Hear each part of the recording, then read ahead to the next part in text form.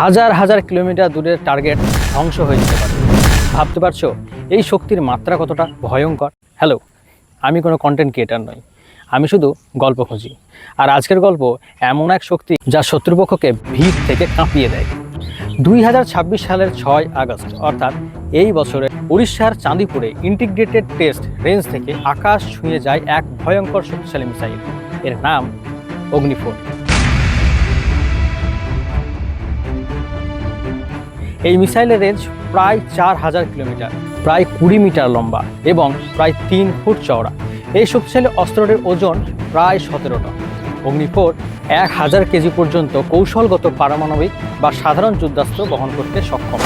এতে ব্যবহার করা হয়েছে অত্যাধুনিক ডিজিটাল এডিওনিক্স এবং উন্নত ইনার্শিয়াল নেভিগেশন, যা মিসাইলকে মাঝপথে পদচ্যুত হতে দেয়ই না এবং তার সাথে নির্ভুলভাবে লক্ষ্যবস্তুতে পৌঁছাতে সাহায্য করে।